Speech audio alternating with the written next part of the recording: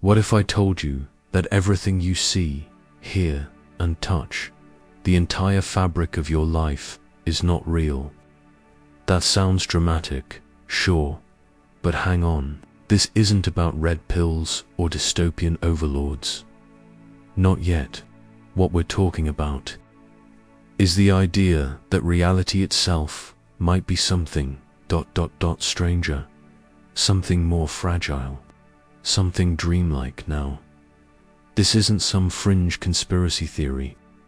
It's a question that has haunted philosophers for thousands of years, and now, weirdly, it's creeping into serious scientific discourse. What if reality is just a dream? Not your dream necessarily. Not the kind where you're flying around in your underwear, but a kind of cosmic level, system-wide dream, a temporary constructed experience playing out somewhere, somehow, in something else's mind, or code, or consciousness. This sounds like classic late-night dorm room talk, and it is, but it's also something that physicists, neuroscientists, and technologists are genuinely wrestling with. Not because they're bored, because reality, as we study it more closely, keeps getting weirder. Let's set the stage with a simple idea. How do you know anything is real? Right now, you're watching this video.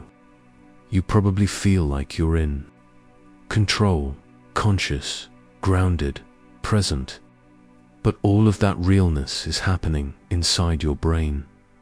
The images you're seeing, just light bouncing off a screen, turned into electrical signals in your retina, passed along neurons, and interpreted by your brain as meaning that your entire experience of life is mediated by a few pounds of pink goo in a dark skull.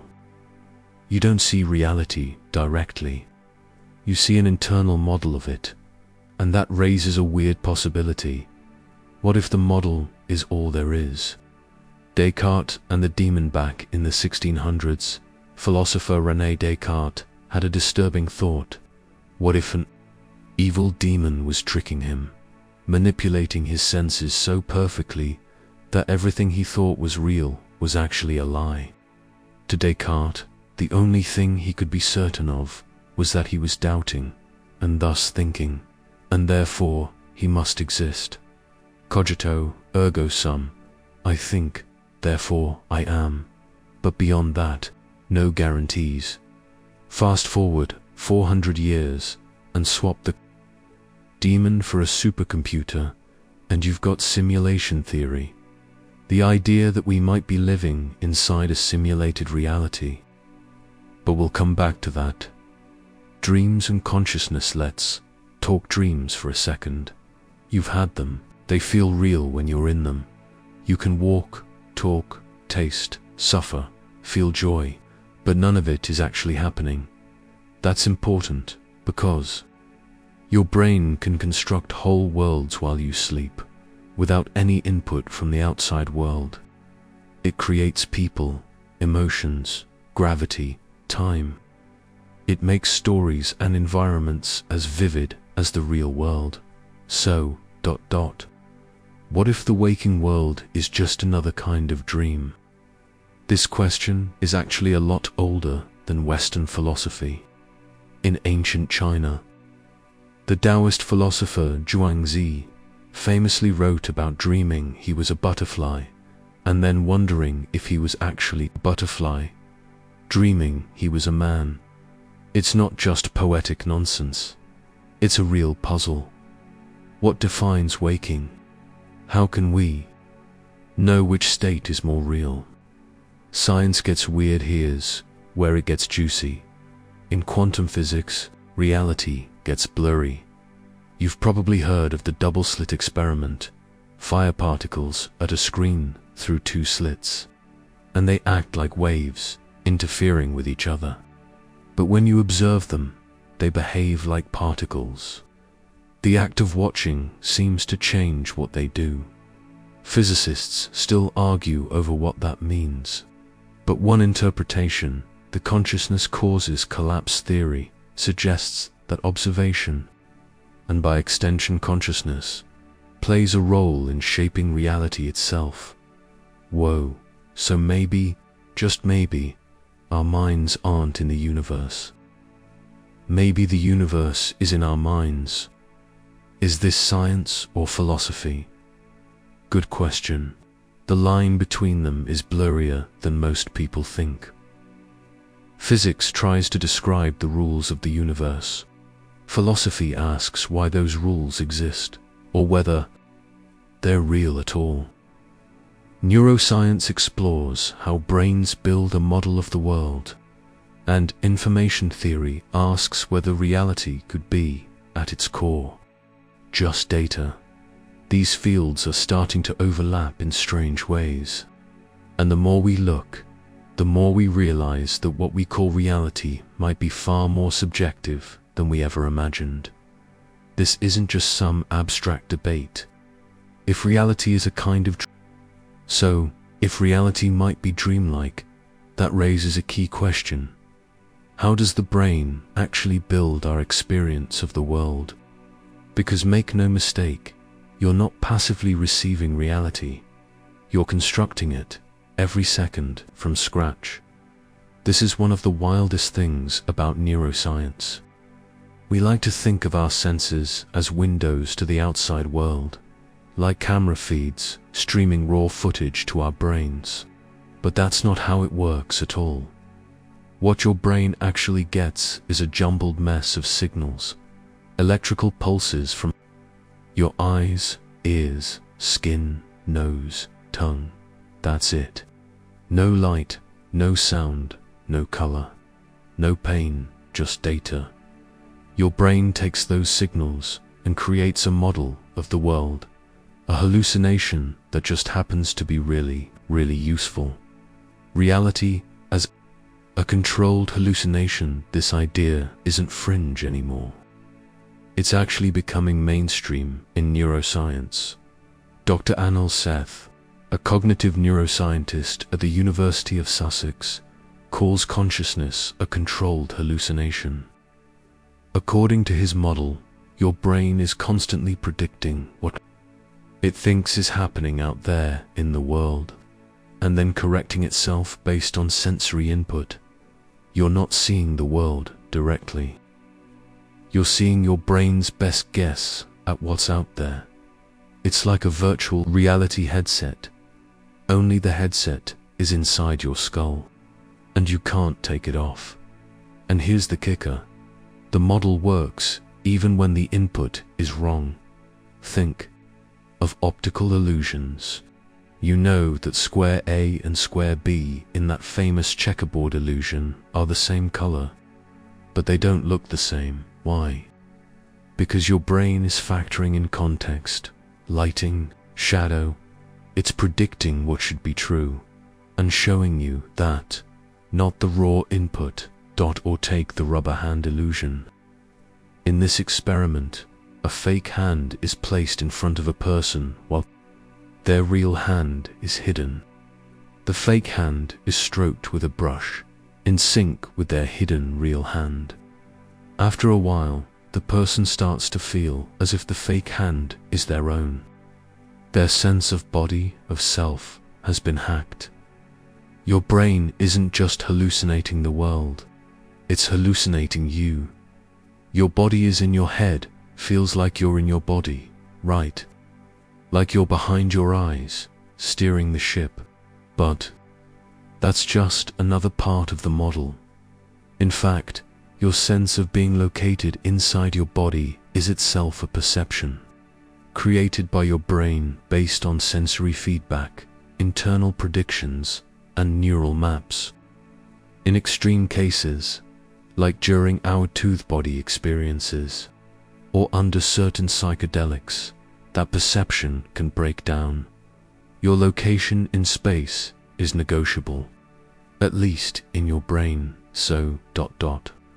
If the brain can create this entire immersive experience, a world, a body, a self, from noisy, ambiguous input, is it really such a leap to wonder whether it's doing the same thing on a much larger scale? What if waking life is just a longer, more coherent dream? Sleep, dreaming, and REM realities. Let's go back to literal dreams for a second. During REM sleep, your brain lights up in ways that are surprisingly similar to waking life. Visual areas activate, emotions fire up. You move in dreams even though your body is paralyzed. In fact, some parts of the brain are more active during dreams than while you're awake. And yet, when you're dreaming, you almost never realize it. The dream feels real. This is where lucid dreaming comes in. It's the ability to realize you're dreaming and then shape the dream. Lucid dreamers can fly, walk through walls, talk to dream characters, all while knowing it's not real. But here's a thought. If we can dream without knowing it, how do we know we're not dreaming right now? It sounds like stoner philosophy, but seriously, if dreams can feel this real, and our waking life is also just a predictive simulation by the brain, what's the difference? Neuroscience versus ontology. Let's pause for a second, because we're mixing two big ideas here. On one hand, there's neuroscience, how the brain creates our experience of reality. On the other, there's ontology, the philosophical study of what actually exists. The brain creates a convincing model.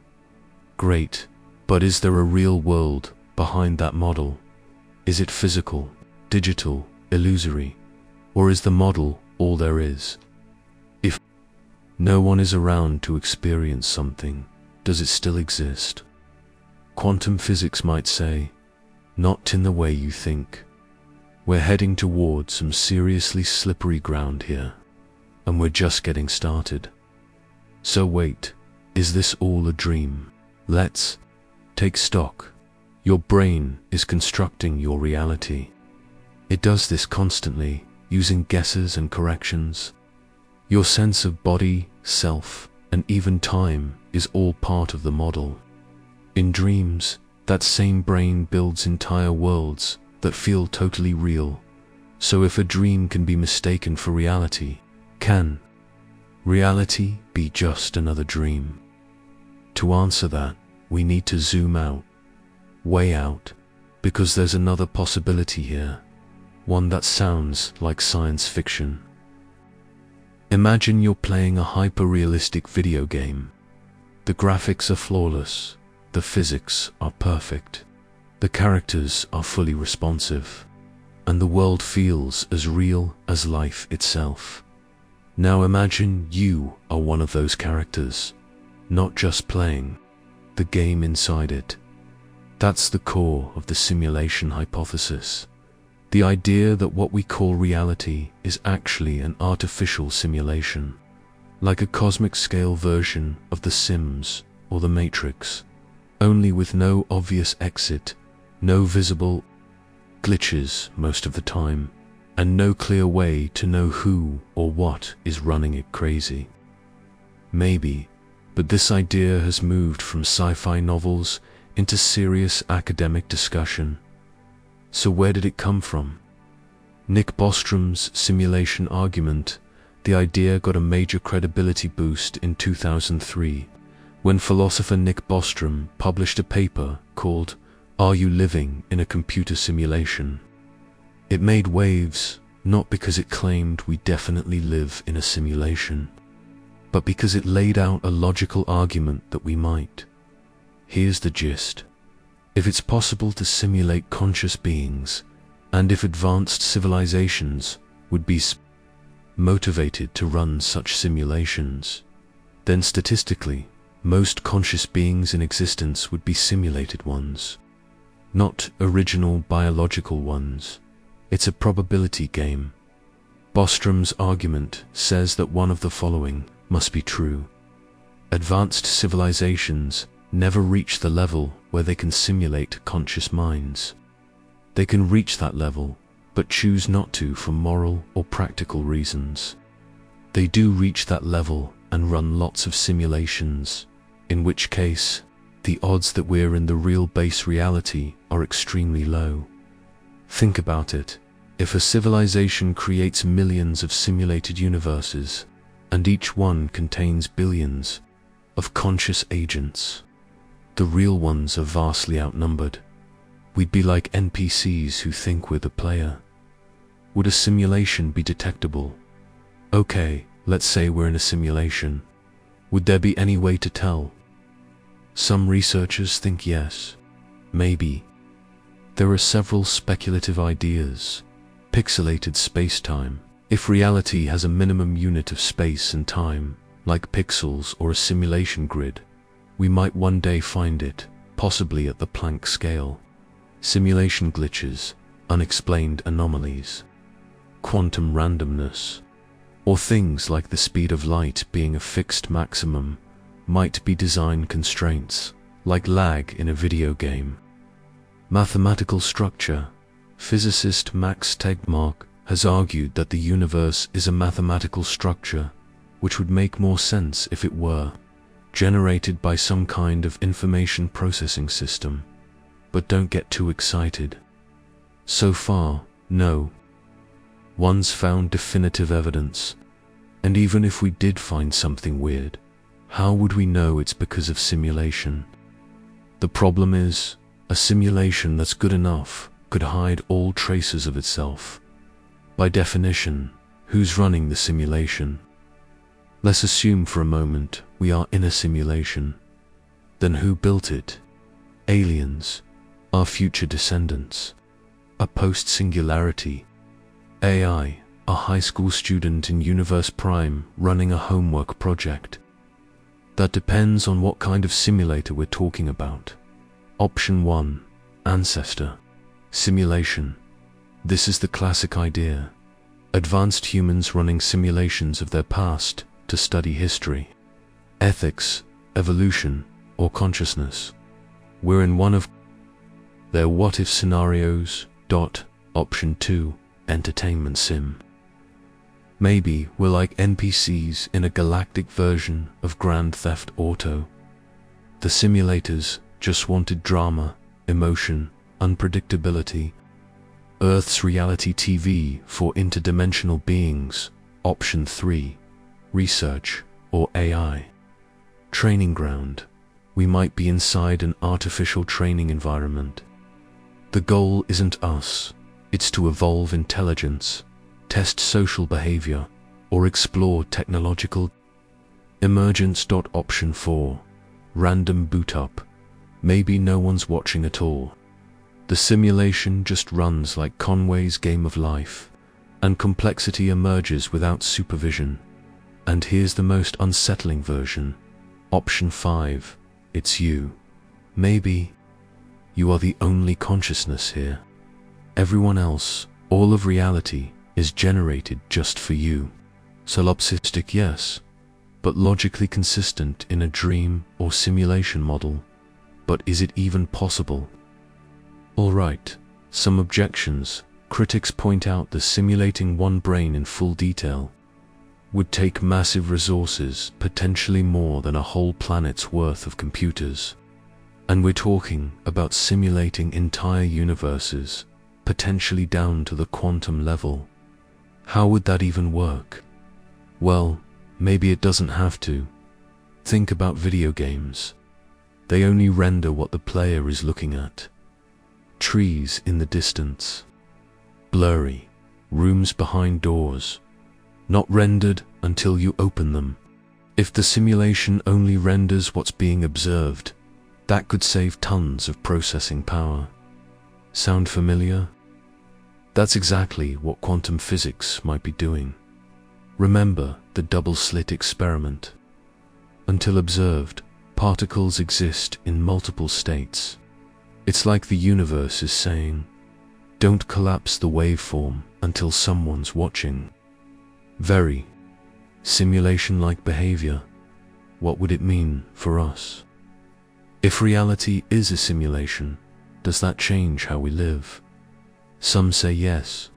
If we're in a test, maybe how we behave determines what happens after death. Maybe morality matters more, not less. Others say it makes no difference. If it feels real, acts real, and we can't escape it, then it is real as far as we're concerned. Physicist David Deutsch put it this way: being in a simulation is not an excuse for solipsism or despair. If we are in a simulation, then so what? We still have to figure things out. The simulation hypothesis doesn't cheapen reality, it reframes it, but ... Why would anyone do this? This is the cosmic version of why would God allow suffering? Why create a simulation where people suffer, where war exists, where reality seems indifferent? There's no good answer. Maybe pain teaches, maybe randomness is required, maybe the simulator. If you want to seriously question the nature of reality, like really question it, you have to confront the strangest corner of modern science, quantum mechanics, because, weirdly enough, the subatomic world doesn't act the way we expect. Not even close. Particles are in multiple places at once. Outcomes are uncertain until measured. And somehow, the act of observation changes what's observed. It's as if the universe behaves differently when you're not looking. That sounds like dream logic, and yet it's real, verified, predictable, tested 1,000,000 times. But no one can fully explain why so. Let's break it down. The double-slit experiment again. But deeper, we've mentioned this already, but now we need to look closer. Fire individual particles like electrons or photons at a screen through 2 slits. If you don't measure which slit they go through, they behave like waves. They interfere with themselves, creating a pattern on the back wall, as if each particle went through both slits simultaneously. But if you set up a detector to measure which slit the particle goes through, boom, the interference pattern disappears. The particle behaves like a little billiard ball, choosing one slit or the other. Does the particle decide what to be, wave or particle, based on whether someone is watching? Kind of. That's the unsettling part. Physicist John Wheeler took it further with the delayed choice experiment. In this version, the decision to measure or not can happen after the particle has passed through the slits, and it still changes the result. It's as if the universe retroactively rewrites history based on what we choose to observe. That doesn't just challenge physics, it challenges causality. Is the universe conscious of being observed? Here's where people get really uncomfortable. Some interpretations of quantum mechanics, like the von Neumann-Wigner interpretation, suggest that consciousness itself collapses. The wave function, meaning that reality doesn't become real until it is experienced by a conscious observer. That sounds spooky, but consider the alternatives. Copenhagen interpretation: reality is probabilistic until observed. Measurement collapses the wave function. Many worlds interpretation: every possible outcome happens, branching into infinite universes. No collapse, just decoherence. Bohmian mechanics: hidden variables determine everything. We just don't know what they are. None of these are perfect. All of them are weird, and none of them let us off the hook from the core mystery. What is reality when no one's looking? And more provocatively, does it even exist? Quantum entanglement and non-localithias, another might bender. Entangled particles. Take 2 particles that are quantum entangled. Their properties are linked. No matter how far apart they are, change the state of one and the other reacts instantly, even if it's on the other side of the galaxy. Einstein called this spooky action at a distance. he didn't like it. He wanted the universe to be local, no faster than light signals. But he was wrong. In the 1980s, physicist Arling Aspect ran an experiment that showed, definitively, that entanglement is real. The universe does allow not effects. Particles can influence each other with no signal in between. It's as if space itself doesn't exist between them.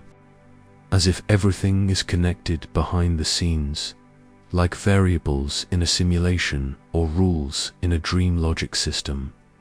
Or, as physicist John Bell put it, if quantum mechanics is correct, the world is not locally causal.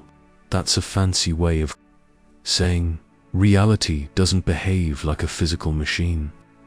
It behaves more like ... Code is reality, fundamentally information. Here's another twist. More and more physicists are exploring the idea that reality isn't made of matter or energy, but of information, as in bits, qubits, data, processing rules. Like a simulation or a mind.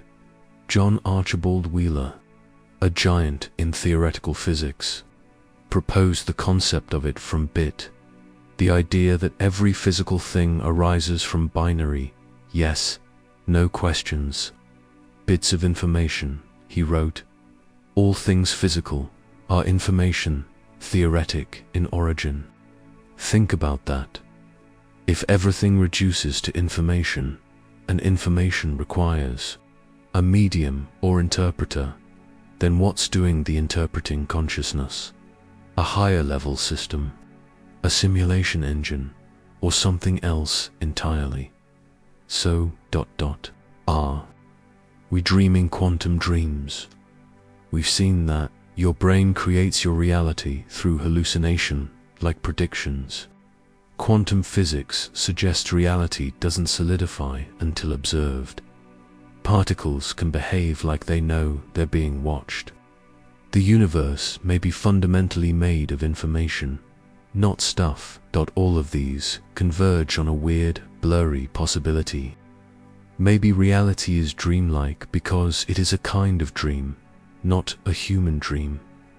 Not a sleep dream, but a consciousness-driven, observer-dependent, dynamically generated reality. It might not be metaphor. It might... Alright, let's hit pause for a second. So far, we've looked at the strangeness of quantum mechanics, the dreamlike behavior of brains, and the idea that reality might be simulated. But there's one massive missing piece that we haven't unpacked yet. Consciousness. What is it? Where does it come from? And how seriously, how can a lump of meat in your skull give rise to a first-person experience of being you? This isn't just a deep question. It's the question. And weirdly, it might be the key to unlocking everything else. What is consciousness, exactly? Let's define our terms. Consciousness isn't intelligence. A computer can play chess, recognize faces, or write emails. But that doesn't mean it has subjective experience. Consciousness is the feeling of being aware. It's the vividness of red, the pain of a stubbed toe, the experience of thoughts in your head. It's the part of reality that feels like something. Philosopher Thomas Nagel put it this way: an organism is conscious if there is something that it is like to be that organism. You're not just processing information, you're experiencing it. That experience is what philosophers call qualia, the subjective what it's like of perception. And no one knows how to explain them. The hard problem of consciousness, this is where things get spicy. In the 1990s, philosopher David Chalmers proposed what he called the hard problem of consciousness. Most problems in neuroscience are easy, not because they're simple, but because they're mechanical. How does memory work? How does vision get processed? How does attention shift? But the hard problem asks, how and why do any of these processes produce experience? Like, you could perfectly map every neuron in your brain and still not explain why.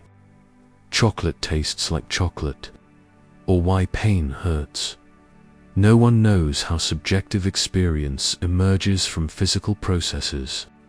There's not even a decent theory, and that's a problem. Because if consciousness can't be explained by matter, maybe matter isn't fundamental. Maybe consciousness is panpsychism, consciousness all the way down here. S1, wild idea. Maybe consciousness isn't something that brains create. Maybe it's something the universe already has, everywhere, in everything. That's the idea behind panpsychism. It sounds mystical, but some serious philosophers and physicists take it seriously. Thinkers like Philip Goff and Galen argue that if consciousness is real and can't be explained by physics, then it must be a basic property of the universe, like charge or mass. So instead of saying brains generate consciousness, panpsychism suggests everything has some tiny fundamental unit of experience, and complex brains, like ours, organize it into rich, unified awareness. In other words, electrons don't think, but maybe they have proto-experiences. Atoms, molecules, neurons, they build up to more complex forms of consciousness. It's not that your brain creates the dream of reality. It's that your brain tunes into consciousness like an antenna, shaping it into your personal world. Is that weird? Absolutely. Is it more weird than pretending experience just emerges from chemistry with no explanation? Maybe not. Consciousness as the base layer. Now let's combine ideas. If quantum physics is observer-dependent, the brain generates a simulation of reality. The universe is made of information, and consciousness can't be reduced to physical processes. Then maybe the whole idea of an external physical world is backwards. Maybe consciousness isn't something that happens inside reality. Maybe reality happens inside consciousness. Think about dreams again. In a dream you don't just see things, you are the world, the characters, the logic, all of it exists inside a conscious process. If waking life is just a more stable version of that, are we dreaming a shared dream? Or being dreamed by something larger? Conscious AI and the problem of machines. Let's bring tech into this. AI is advancing fast. Large language models can generate human-like text. Neural networks can recognize images, translate languages, even generate deepfake videos that fool our eyes. But here's the key. None of these systems are conscious. They simulate behavior, not awareness. This raises an uncomfortable question. If we don't know what consciousness is, how would we ever know if a machine had it? Could a simulation become self-aware? Could a simulated you be conscious? This loops back to the simulation hypothesis, because if we're living in a simulation, we're the conscious software, and if software can be conscious, what's stopping it from dreaming? The infinite hall of mirrors. Here's where things get extra trippy. You dream realities in your sleep. Your brain simulates reality while you're awake. Reality might be a simulation made by a higher mind. That mind might itself be simulated or dreaming. And consciousness might be the substrate of all existence. It's an infinite recursion, a hall of mirrors, a dream within a dream within a dream. This isn't just philosophy, it's a serious challenge to materialism, the dominant scientific worldview that says everything is made of matter and nothing else. If matter can't explain consciousness, and consciousness can simulate matter. Then maybe we've had it backwards all along, so ... Who's dreaming this? If this is a dream or a dreamlike simulation, then someone or something must be dreaming it. Is it you? Is it us? Is it a higher form of mind, cosmic, alien, artificial, or maybe, and this is the strange possibility, maybe reality is just what consciousness does. No dreamer, no base, just an endless unfolding of experience, like ripples in a sea of awareness. That might sound mystical, but it also might be the only thing we actually know to be true. Because if you strip everything else away, the physics, if reality is a dream or something dreamlike, then we have to ask, how does time work in a dream? And more importantly, how does time work in this reality? Because here's the thing most people don't realize. Time is weird, not just in physics, not just in dreams, but in your everyday experience of being you. Let's take a closer look. The experience of time right now. You feel like you're moving through time, moment by moment, past behind you, future ahead, present happening right now. But that flow, that motion, it's an illusion. Modern neuroscience suggests that your brain doesn't experience time continuously. Instead, it stitches together snapshots, like frames in a movie, into a seamless flow. In other words, you're not experiencing time. You're remembering it. And just like in dreams, memory plays a key role in creating the sense of continuity. Without memory, there is no time. Dream, time versus waking. Time in dreams, time is fluid. You can live through hours of dream content in just a few real-world minutes, or jump from moment to moment with no logical transitions. You might dream that you're graduating high school, then suddenly you're 40 years older, and somehow that makes perfect sense until you wake up. Dreams show us that the brain doesn't need linear time to create stories or experiences. It can fudge the gaps. Now, consider this. Your waking brain also fudges time. Studies show that the brain can post-edit your experience of reality. For example, it can delay what you feel in your body so that the sequence of events makes more logical sense. You don't notice it. Your brain is editing time for you.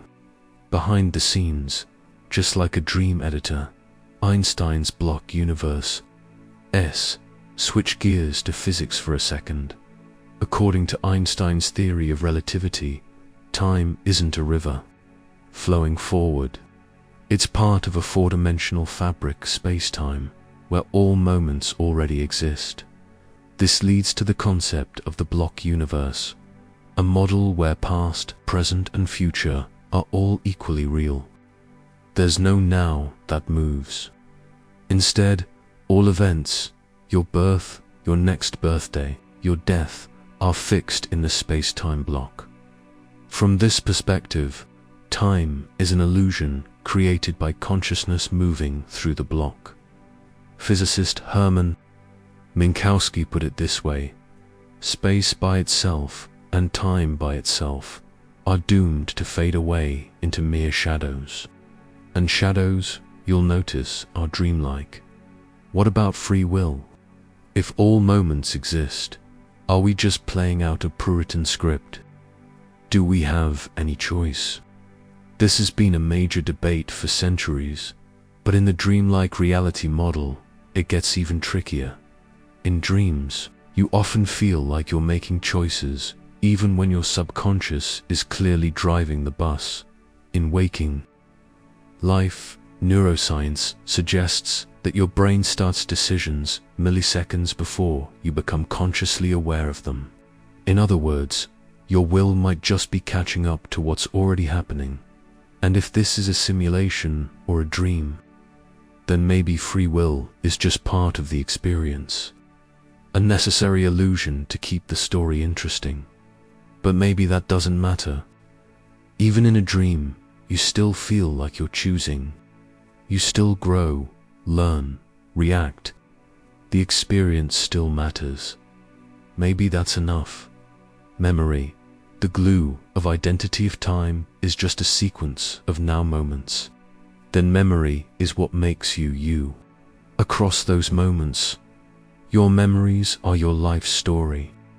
The personal dream narrative that your brain tells itself to maintain continuity.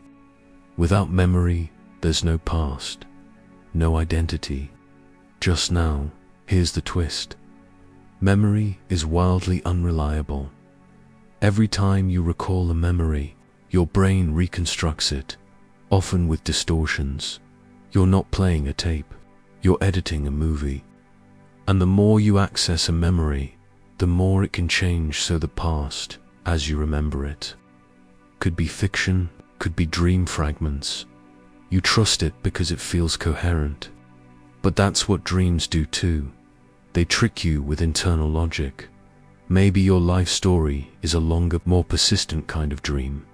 One where you can't quite remember when it started or how much you've edited time and the simulated world back to the simulation angle for a second.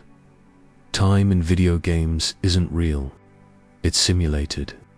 It ticks based on a clock cycle, a loop that creates the illusion of flow. If you pause the game, time stops. If you rewind, it goes back. The characters don't know. To them, time flows forward. That's how time could work in a simulation, or in a dream.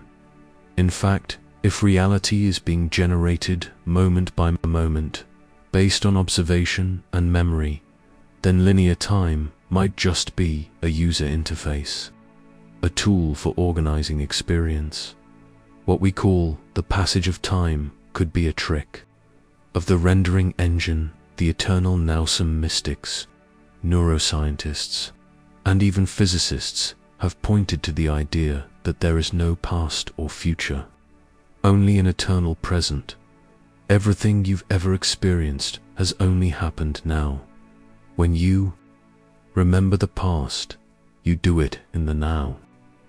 When you imagine the future, you do it in the now. The only place consciousness exists is now. This idea is echoed in Buddhism, in quantum gravity theories, in modern meditation apps. Time might be a dream we tell ourselves to stay oriented, but consciousness, the raw experience of being, never leaves the present moment. Maybe the dream is that we ever left it at all. So what is time really? Maybe time is a narrative layer, a structure the dream uses to give shape to events. Maybe it's a side effect of entropy, the increase of disorder that our brains interpret as forward motion. Or maybe time is just one of many dream rules, like gravity or causality, rules we think are universal. We've talked about reality, we've talked about time, we've talked about dreams. But here's the next big question. Who is the you that's dreaming? Because if reality is a dream, or at least dreamlike, then you're not just in the dream, you are part of it. Maybe even the center of it. But that raises some uncomfortable possibilities. What is the self? Is it your body, your brain, your name and memories? Or is it just another hallucination? A clever character your consciousness is playing to keep the story going? Let's find out. The illusion of self-modern neuroscience has a sobering message. The self, the feeling that there's a central you behind your eyes. Steering the ship might be an illusion, not fake, but constructed, like your sense of color or your sense of time. Your sense of self is something your brain generates, a model. Different brain systems track your body, your memories, your goals, your emotional state. Together, they create the feeling of a stable, unified identity. But in reality, it's a patchwork. Psychologist Bruce Hood puts it this way: you are not who you think you are. Your sense of self is just a convenient fiction your brain tells itself. Convenient, useful, but not real in the way you think. Split brains. Split selves. One of the most dramatic pieces of evidence for this comes from split brain studies in patients with severe epilepsy. Doctors have sometimes severed the corpus callosum, the bridge between the two hemispheres of the brain, to stop seizures. The result: two separate consciousnesses can emerge. Each hemisphere can respond independently, even giving different answers to questions or performing tasks that the other half can't see. In one case, a patient's left hand, controlled by the right hemisphere, tried to stop the right hand from completing a task. One self was resisting the other. So which one is the real you? If your identity can split in half with a simple surgery, was it ever whole to begin with? The self in dreams. Now think about how you experience self in dreams. Sometimes you're clearly you. Same memories, same body.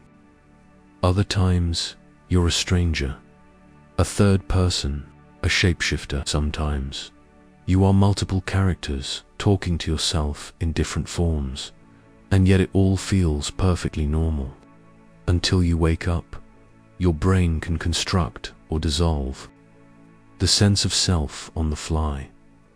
If the dream world lets the eyes shift and dissolve without alarm, why would waking life be any different? Maybe the self we cling to is just a character in the waking dream, a useful perspective, not a permanent structure. Meditation and the vanishing self. This isn't just academic. Many meditation practices, especially in Buddhism, aim to help practitioners directly experience the illusion of self. Spend enough time observing your thoughts, and something strange can happen. The boundary between you and the world starts to blur. The feeling of being in here while everything else is out there fades. Thoughts still arise, but there's no thinker behind them. Just awareness, flowing in advanced states. Meditators report a total loss of ego, not unconsciousness, but hyperconsciousness, without identity. They call this no self or unotta, and weirdly, it doesn't feel scary. It feels like waking up. Could the self be a software avatar? Let's circle back to simulations. In a video game, your character has stats, a name, maybe even a backstory.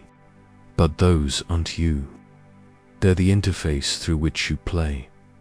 What if your brain-generated identity is the same thing? An interface, a bundle of memories and reactions meant to help you navigate this dreamlike space. If you're in a simulation, maybe your avatar isn't just your body, it's your personality, your preferences, your filters. And when the simulation ends, the avatar disappears, but maybe something else continues. The observer, the experincer. What about psychedelics? Here's a curveball. Psychedelic experiences with substances like psilocybin, LSD, or DMT can temporarily destroy the sense of self. Users often describe something called ego death, the complete loss of personal identity. Time collapses. Space dissolves. There's no me anymore, only awareness. Sometimes people report merging with the universe or becoming pure consciousness. Science doesn't fully understand how this works, but fMRI scans show that during ego death, a key brain region called the default mode network quiets down, the same region associated with your internal monologue and sense of self. No self, no narration, just raw experience. Again, it raises a question. If the self can vanish without the body dying, was it ever fundamental? Or was it just a very convincing part of the dream? So, who's dreaming you? This is where things get spooky. If the self is just a construction, a character, then what's the real observer? Is it the brain? Is it consciousness itself? Is it something beyond a higher-order dreamer, dreaming many selves at once? Some philosophies, like Advaita Vedanta, suggest that individual selves are illusions, masks worn by a universal consciousness that plays all the. If reality is dreamlike, if the self is an illusion, time is flexible, and consciousness is the only undeniable constant, then naturally we have to ask, is it possible to wake up, and what does that even mean? Do we mean waking up from the simulation, like Neo in the Matrix? Do we mean waking up within the dream, like lucid dreaming? Or do we mean something more existential, like recognizing the nature of experience and shifting how we relate to it? Let's explore all three possibilities. Option 1, escaping the simulation. Let's start with the sci-fi version. Suppose we're in a literal simulation, like a computer program, and somehow we became aware of that fact. Could we escape? Honestly, probably not. At least not in the physical sense. If you're code running inside a system, you can't just hop out and grab coffee in base reality. You'd be like Mario trying to crawl out of the Nintendo cartridge. But, and here's where it gets interesting, you might be able to change how the simulation feels from the inside. In lucid dreams, you don't escape the dream, but you gain agency. You realize, oh, I'm dreaming, and suddenly you can fly, or ask the dream questions, or dissolve into light. Some mystics and philosophers argue that waking life offers a similar opportunity. You can't leave it, but you can wake up inside it. Which brings us to option 2. Lucidity in the dream of life. Lucid dreaming is a real, measurable phenomenon. Trained dreamers can become self-aware inside their dreams and even control them, to varying degrees. But here's the twist. Many traditions claim that you can become lucid in waking life. Not by flying or bending spoons, but by recognizing the constructed nature of reality in real time. This is often called non-dual awareness. In this state, the boundary between self and world dissolves. Experience becomes seamless. You stop identifying with the thoughts in your head and start recognizing them as just another layer of the dream. It's not about leaving reality. It's about seeing it clearly as something fluid, impermanent, and profoundly interconnected. This kind of awakening isn't flashy, but it can be transformative, because if the fear, anger, anxiety, and craving you feel are all reactions to a misperception of the world, then clarity changes everything. Option 3. Philosophical wake-uplets get even more abstract. Maybe there's no Matrix-style simulation, no God-tier dreamer, no way to hack out of the system. Maybe waking up simply means accepting that reality is strange and letting go of the need to explain it all. This is the existential angle. You don't need to understand the dream to live meaningfully inside it. As physicist Richard Feynman said, "I think it's much more interesting to live not knowing than to have answers that might be wrong." What if waking up isn't about discovering the real reality? What if it's about realizing that the mystery is the point?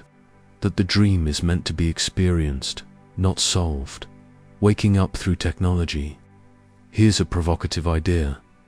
What if technology could help us wake up? Psychedelics are one route, and they're being studied again in clinical contexts. But future tech might include neurointerfaces that enhance metacognition, simulated environments designed for introspective training, consciousness mapping, tools that let us watch the self constructing itself in real time. Imagine a VR experience that teaches you how to become lucid in life, not just in games, or an AI therapist that helps you see through your own identity illusions. Of course, there's a darker side. If tech can help you wake up, it can also deepen the dream. Hyperreal simulations, algorithmic manipulation, mass distraction. We might already be living in a simulation layered on top of another simulation. Media, culture, social programming, and we barely notice.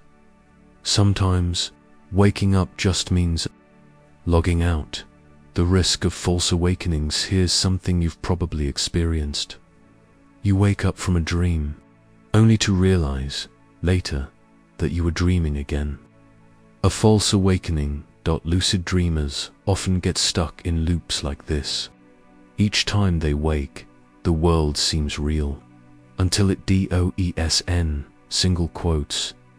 If our reality is a dream or simulation, how do we know we're not in a false awakening right now? And how many layers deep does it go? This isn't meant to confuse you. It's meant to liberate you. Because if you can't know for sure, maybe the most important question is not what's real, but how do I live, given that I might never know? The psychology of awakening.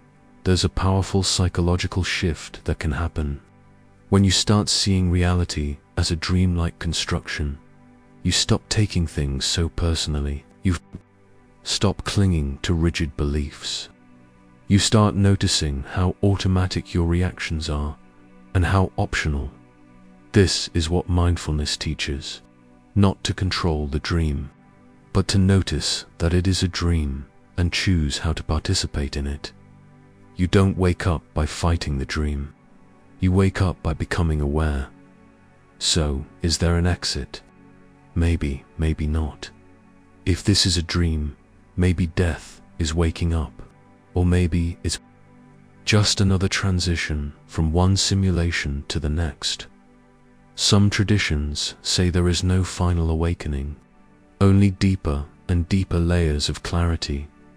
You keep waking up again and again from smaller selves, smaller stories, smaller dreams, until there's nothing left but awareness itself. And then what?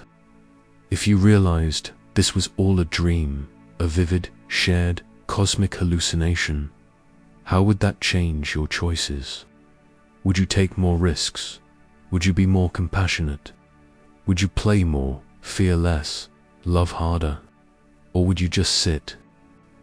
So far, we've explored whether reality might be a dream, a brain-generated hallucination, a simulation, or a consciousness-constructed experience. But let's ask a different question now. What happens when humans start building dreams that are more real than reality itself? Because we're getting close. And when we cross that line, the difference between real and dream might disappear entirely. The post-human shift right now. Humans live within a tight sensory bandwidth. We experience a narrow slice of light, the visible spectrum, a small range of sound, and time in a single direction. But future humans or post-humans may not be so limited, with brain-computer interfaces, augmented perception, and neural reprogramming. We could expand or even rewrite the boundaries of reality as we know it. And once you can fully simulate worlds, rewrite your sense of self, and modify time perception, what's to stop you from building your own dreams? Persistent, programmable, collective. And what happens when those dreams become better than baseline reality? Virtual worlds, the new default, we're already heading there. Meta's horizon.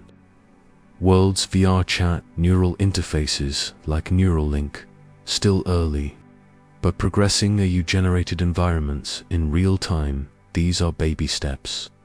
But the trajectory is clear, fully immersive.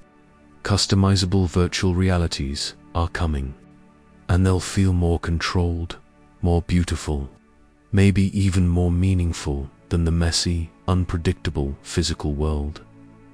That's not just speculation, it's design logic. You can optimize dreams in ways you can't optimize physics. Why settle for one reality when you can create infinite ones? This isn't new, we've always done it. Books, myths, movies, games, every culture dreams through its technology. We're just about to scale it up massively. The simulation you choose. Imagine waking up in the morning and choosing your reality like an outfit. A calm mountain village to start your day. A bustling alien marketplace to spice it up. A custom-designed, romantic comedy storyline to live through, complete with plot beats and emotional arcs. Now imagine your body doesn't matter anymore, or it's interchangeable. You live in software. You dream in code. This is the dream machine scenario. A post-biological future where consciousness runs on synthetic hardware and builds its own virtual multiv. Is this escapism? Maybe, but if the experiences are indistinguishable from reality, if love, pain, curiosity, joy all feel the same, does it matter? Maybe the future is just better dreams. What about purpose in a dream world? Here's the concern. If reality becomes optional, what gives life meaning? Would we lose touch with challenge, struggle, growth? Or would we finally gain the freedom to define those things for ourselves? Philosopher Robert Nozick posed a famous thought experiment, the experience machine. You could plug into a device that gives you whatever reality you want. Pleasure, success, anything, forever. Would you do it? Most people say no. Why? Because we want our experiences to be real, not just simulated. But that assumes there's a clear line between the two. In a future where all realities are engineered, that line might disappear, may be real, becomes whatever you choose to care about. Dreams designed by AI. Now imagine dreams that design themselves. You enter a virtual world, and the environment responds not just to your actions, but to your mood, thoughts, even your unconscious drives. AI becomes your co-dreamer, shaping experiences in real time to help you grow, heal, explore. Need therapy. You get a 10-year simulated journey through a personalized myth. Need adventure. You enter a custom-designed reality with unique physics, cultures, and languages, all generated on the fly by an intelligent engine that knows you better than you know yourself. At this point, the boundary between dream, simulation, therapy, and life is meaningless. You're not in a world. You're in you, the future of death in a dream world. In this kind of future, what happens when your simulated body dies? Does it matter? Maybe you reboot. Maybe you wake up in another dream. Maybe you merge with other minds, or copy yourself, or simply cease to exist. Like leaving a game server. Death becomes a design decision. You could even simulate death as an experience, just to see what it's like. Want to know what it feels like to be reborn? Rewind and re-roll. In a post-human future, dreaming and dying might not be so different. Maybe they already aren't. Single quotes. Post-human ethics. The responsibility of the dreamer. We can build dreams, simulate minds, and create entire worlds. Then we become gods. And that comes with ethical baggage. Would your dream is be conscious? Would their pain be real? Are you responsible for what happens inside your worlds? Or are they just stories, like the dream characters you meet at night, who vanish when you wake? These are not just sci-fi hypotheticals, they are future design questions. And how we answer them might define what kind of dreamers we become. Because once you realize reality can be shaped, you become the shaper. And the dream becomes your responsibility. Are we already post-human? Here's the twist. Maybe we already live in a post-human dream. Maybe some ancient intelligence created this world and we're its simulations, exploring emotional, cognitive, or philosophical terrains for reasons we can't imagine.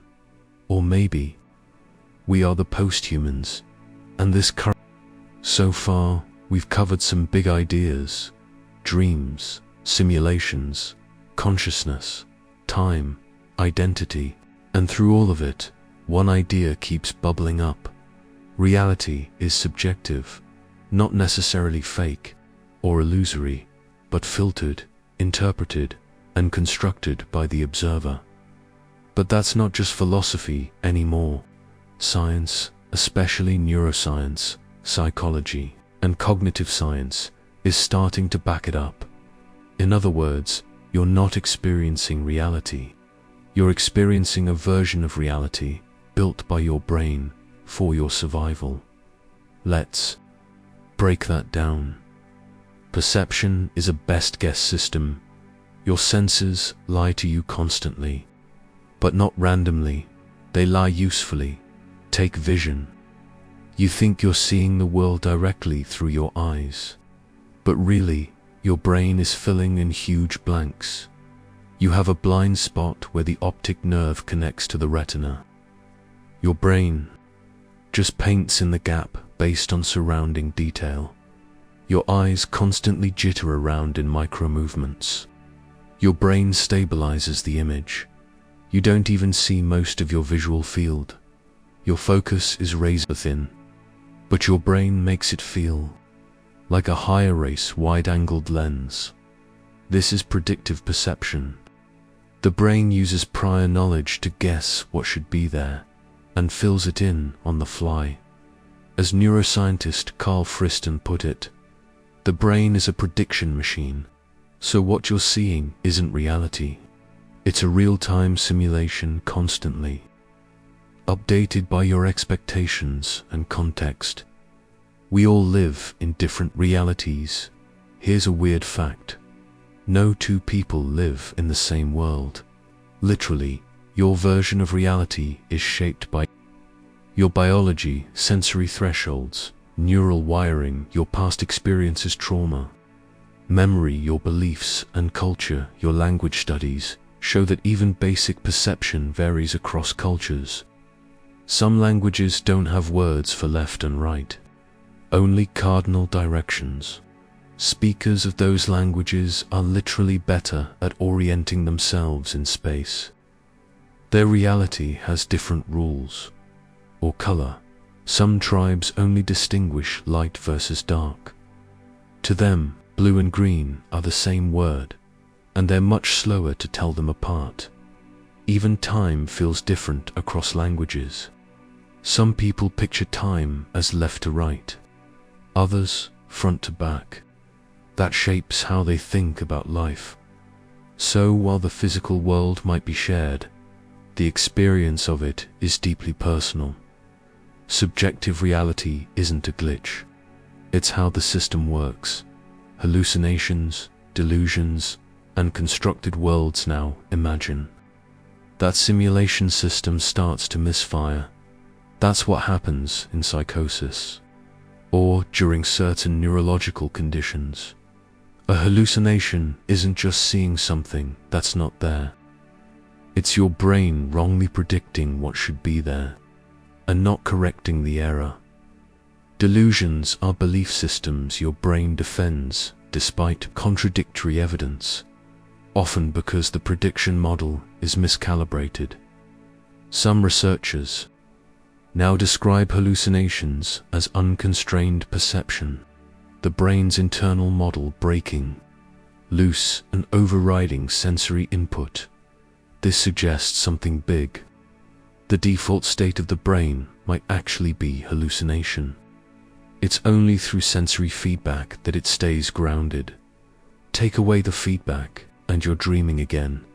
Dreams as model-free reality in dreams. The prediction machine is still running, but without much input. So your brain generates whatever it wants: people, places, logic, events, and you go along with it. What's interesting is how coherent these dreams often feel, even when the laws of physics change, or your identity flips mid-story. You rarely question it until you wake up. Why? Because your reality checking system is off, which raises a strange possibility. Maybe the only difference between waking and dreaming is how tightly the brain updates its model based on external input. When that input is weak, dreaming; when it's strong, waking life. So again, we're back to the idea that reality is a sliding scale of experience, not a binary dot, the brain in a vat for real. Let's do a thought experiment that's actually based on current science. Imagine you take a brain, keep it alive in a vat, and feed it perfect sensory data from cameras, microphones, pressure sensors, simulated taste and smell. If the data is realistic enough, that brain will have no idea it's not in a body. It will live out its life in a completely fake but totally convincing reality. This isn't sci-fi. We're already testing sensory substitution, where blind people see through sound, or feel a sixth sense through vibrations on their skin. The brain doesn't care where the input comes from. It just builds a world around it. So if your brain can do that, how do you know it's not already happening? Maybe the difference between reality and simulation is only meaningful outside the system. Inside it, experience is experience. Your reality is a story finally. Let's talk narrative. Your brain doesn't just simulate space and objects, it simulates meaning. You take raw events and build stories. Who you are, what your life is about, what things mean. But those stories are subjective too. They shift over time. They can be rewritten, reframed, replaced. Therapy is basically narrative editing, and if your identity and your reality are both narrative constructions, then life is a kind of ongoing improvisation, a dream told in story form. Neuroscientist David Eagleman said, "We are not at the mercy of our stories unless we choose to be. If you change the story, you change the dream." So what's the science saying? In short, perception is a simulation. Self is a model. Time is constructed. Memory is editable. Emotion shapes reality. Reality is experienced subjectively, even when it's shared. That doesn't mean there's nothing out there, but it means what you experience right now. In this moment is your personal version of the universe, and that version is constructed. Call it a simulation. Call it a dream. Call it perception.science. We've explored how you might be dreaming reality, but now let's zoom out, way out. What if it's not just individual humans dreaming the world? What if the universe itself is a kind of conscious dream with intelligence baked into its very fabric?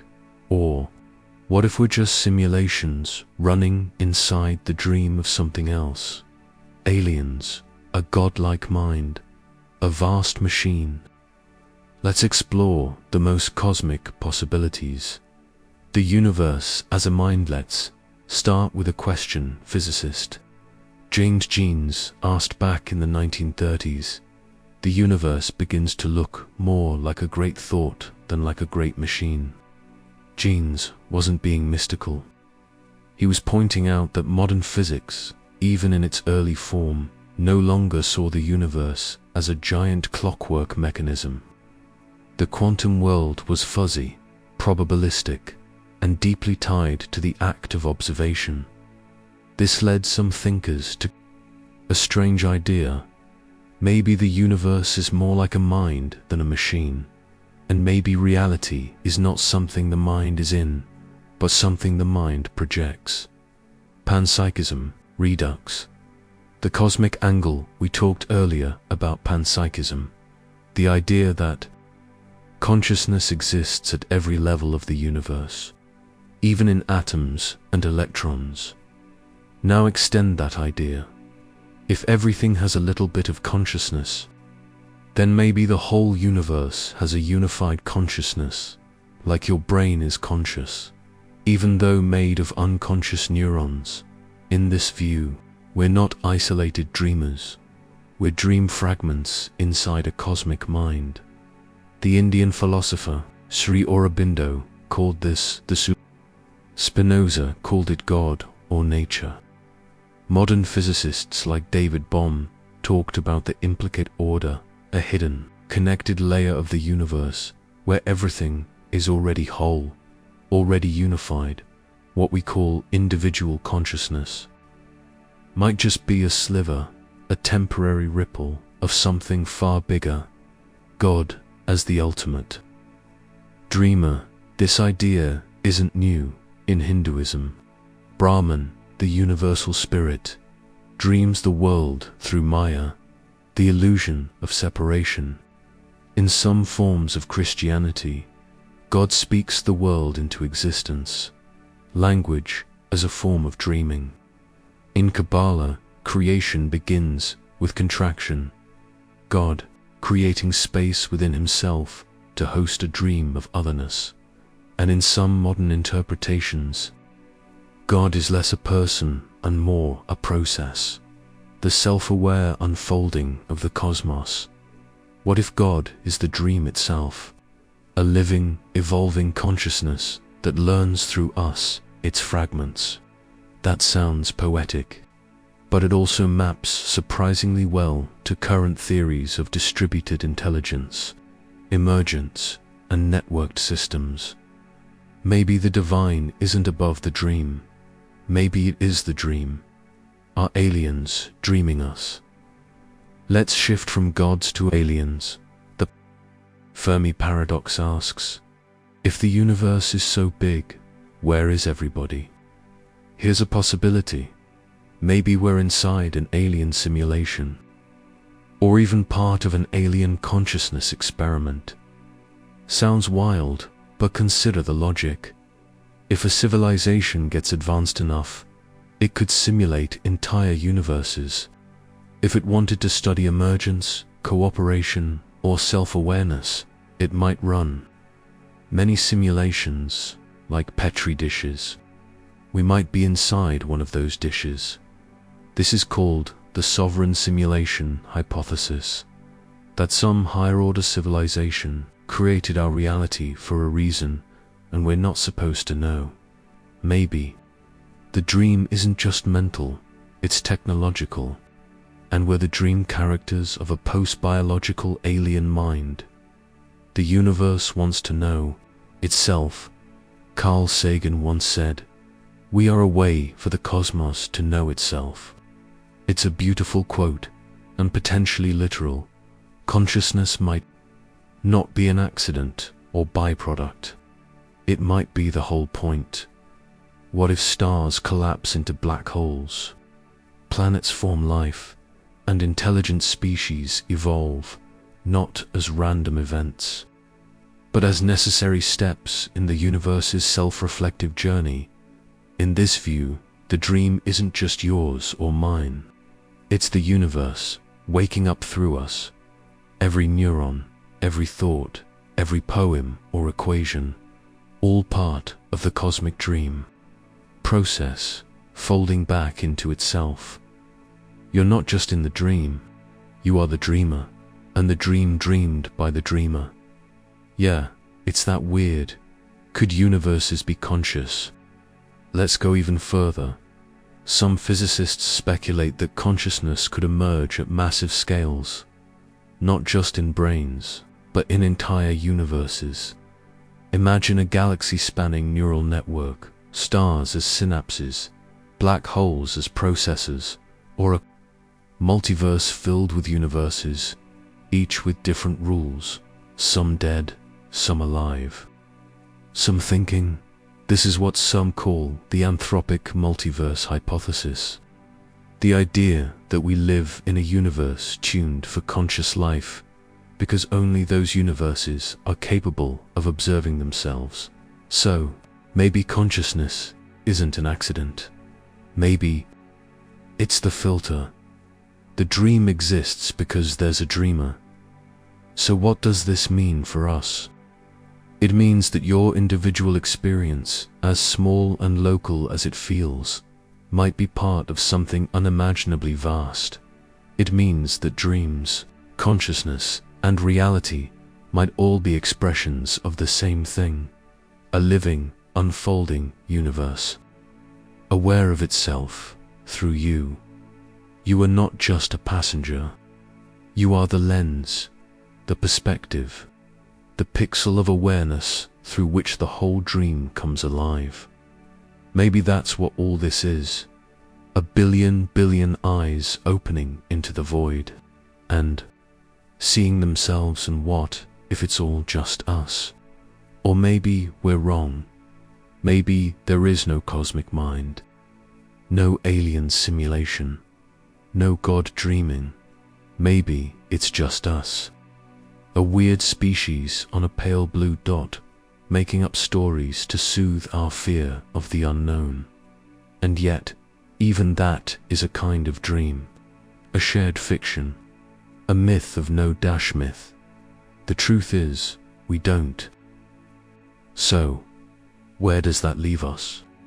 We've looked at reality from nearly every angle, as a brain-generated model, as a dream of consciousness, as a quantum mystery, as a potential simulation, as a cosmic-level thought, and maybe even as a divine hallucination. But after all that, we hit a strange wall.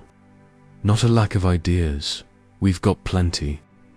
What we hit is something more frustrating, paradox, because every time we think we've figured out what's really real, the answer seems to dissolve.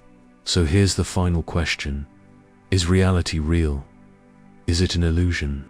Or is it something else entirely beyond either label? Let's sit with the paradox. Paradox number 1. If it's all a dream, it still feels real. Let's say, for argument's sake, that your reality is a dream, not metaphorically, literally. Okay, then what? You still feel, you still suffer, you still fall in love, miss the bus, pay taxes. The dream is still happening as experience. So even if it's not objectively real, it's subjectively undeniable. And maybe that's all that matters.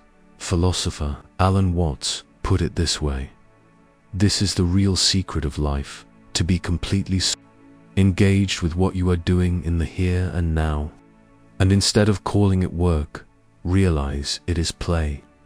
Whether you call it dream or game or simulation, you're still in it.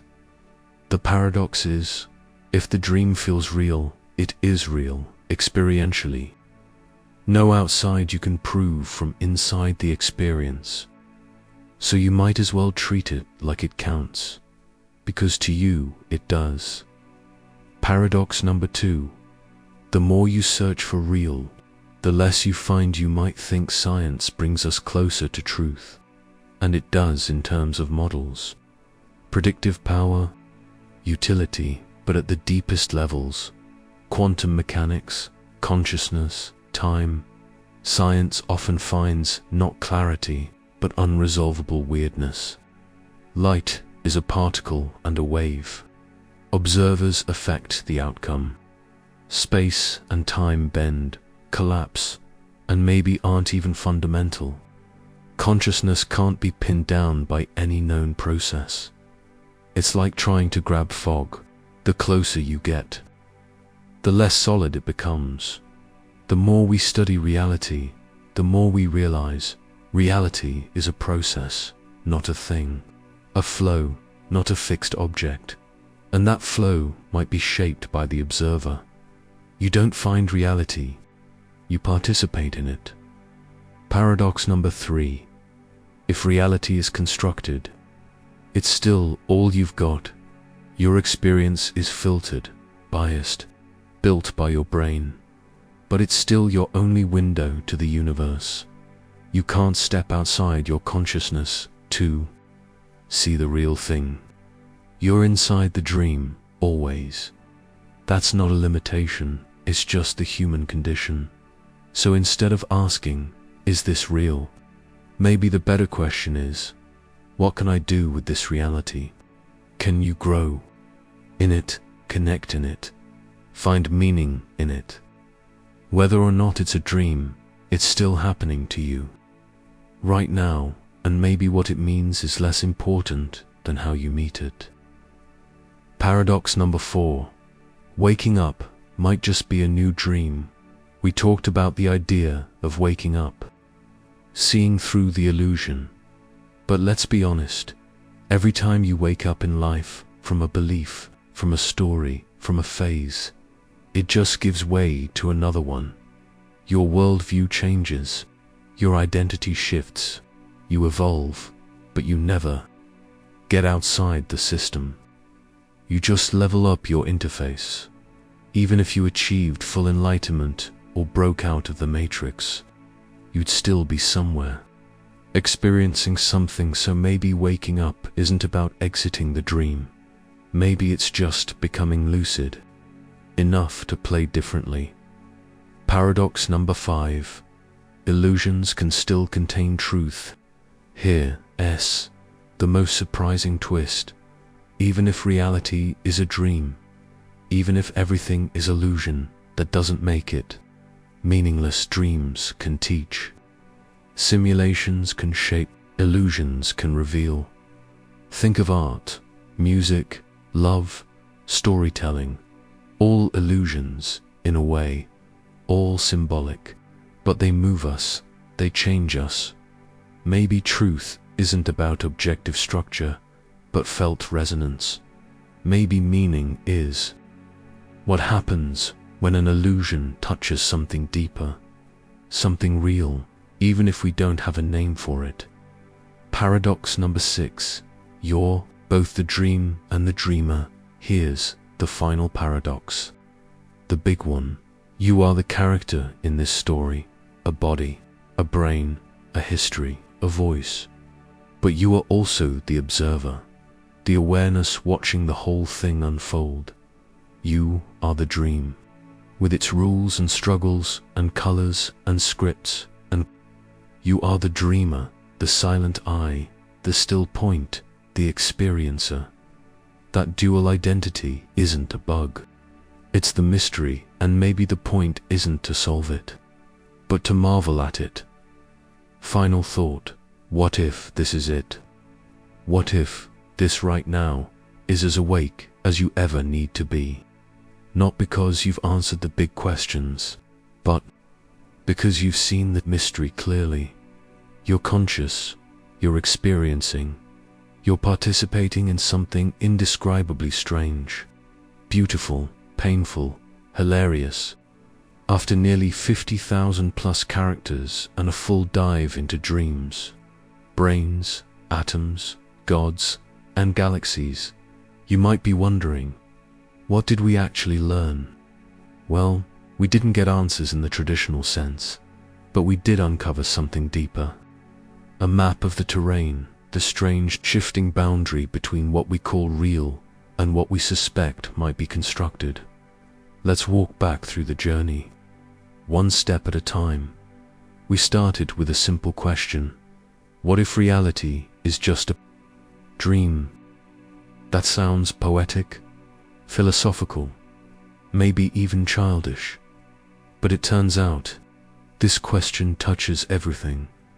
Neuroscience, quantum physics, AI, simulation theory, philosophy of mind, religion, metaphysics, and it's not just theoretical. It affects how we live, what we believe, how we treat others, and what we make of the world. We found that this idea, far from being fringe, has deep roots in ancient thought and cutting-edge science. What the brain tells us, your brain is not a camera. It's a prediction engine, constructing your experience moment by moment, based on incomplete data. What you see isn't raw reality, it's an interpretation. Your sense of self is a simulation. Your perception of time is a narrative stitch between moments. Your memories are edited every time you recall them. This is not speculation. It's supported by neuroscience and psychology. So from a brain perspective, reality is a kind of dream. At least the version you actually live in. What quantum physics suggests at the smallest scales. Reality gets weird. Particles behave like waves until observed.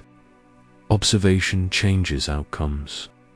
Entangled particles affect each other instantly, even across galaxies. Some interpretations say consciousness plays a role in what becomes real. That doesn't mean mind over matter in the mystical sense, but it does suggest that the observer matters. And if observation is required for reality to collapse into form, then we're not just in the universe, we're participating in its creation. What philosophy reminds Uzwe explored classic thought. Experiments. Descartes, evil demon, how do you know anything is real? Zhuangzi's butterfly dream, am I dreaming or being dreamed? The brain in a vat, can experience be trusted? The simulation argument, what if we're artificial minds in a synthetic world? And these weren't just mental games. They forced us to examine the assumptions we make about existence every single day. Ultimately, they suggest that the line between dream and reality is thinner than we think, maybe even non-existent. What technology is doing, we saw how simulations, AI and VR, are making the dream idea more literal. Brains can be fooled. Sensory experiences can be fabricated. AI might one day simulate minds or become conscious itself. We might eventually choose to live in designed realities. We already do. To some degree, social media, video games, virtual influencers, all layers of synthetic experience that shape how we think and feel. The future isn't just dreaming, it's designing dreams and living in them by choice. What consciousness refuses to explain, and then there's the mystery of consciousness. We still don't know how it arises, why it exists, what it's made of, whether it can be simulated, whether it's fundamental, but we do know this. Everything you experience is filtered through it. Whether the universe is physical, digital, or divine, you experience it as consciousness, and that makes consciousness not just part of the story, but maybe the whole thing. So, is reality a dream? Let's be honest, we don't know, but we've seen compelling arguments for a few possibilities. The brain dream model, your reality is a controlled hallucination, a constructed model inside your head. The simulation model, reality is artificial. Your software, the world is rendered on demand. The consciousness model, there is no outside world, just consciousness, dreaming all of it, including you. The narrative model, reality is a story, a subjective, evolving fiction shaped by perception and meaning. None of these are proven, but all of them might be true, depending on how you define real. What we haven't learned, and may never we haven't learned, what consciousness is, whether there's a base reality, who or what might be dreaming this, whether it's even possible to escape, wake up, or find out. And maybe we never will, but here's the twist, that might be okay, because meaning, beauty, love, pain, wonder, all the things that make life feel real, they still happen. Even if reality is a dream, or if it behaves like one, then we face a strange kind of freedom. Not freedom from responsibility, not freedom from pain, but freedom from certainty. And once you give that up, once you stop needing things to be rigidly real or perfectly understood, something amazing happens. You start paying attention. What if this is the point?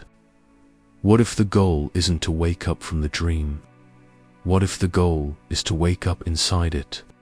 To realize that you're not trapped, you're invited, not to escape, but to play, to learn, to evolve. Maybe life isn't a test, or a punishment, or a glitch. Maybe it's an experience machine tuned for awe, pain, confusion, connection, and mystery. And maybe the mystery is why it matters. How do you live in a dream? You live the same way you'd live in a lucid dream. You notice more. You take responsibility for your reactions, even if you can't control the plot. You help other characters because they feel just as real as you. You appreciate beauty even more because you know it's fragile. You question your assumptions, not to destroy them, but to stay awake. Lucid dreaming isn't about dominating the dream. It's about realizing it's a space of possibility and acting with clarity inside it. So maybe your life, your Job, your heartbreaks, your late night thoughts, your weird sense of humor is the dream being dreamed well, and that's kind of the best you can do. Final questions to hold on to all end, not with answers, but with questions, because that's what dreams thrive on. If this is a dream, how can you live with more agency? If others are dream characters, how can you treat them with more compassion? If meaning isn't fixed, how can you create it? If nothing is guaranteed, how do you make each moment count? And if you never find out what's really real, can you still find joy in the mystery? The goal isn't to solve the dream. The goal is to stay curious inside it, because the moment you stop asking is the moment the dream becomes a prison. You are here right now. You're in a moment that will never exist again. Whether it's real, simulated, dreamed, or written in someone else's code, it feels real to you. That's enough. So maybe, just maybe, instead of waiting to wake up, you pause, look around, and whisper, "This is a pretty good dream."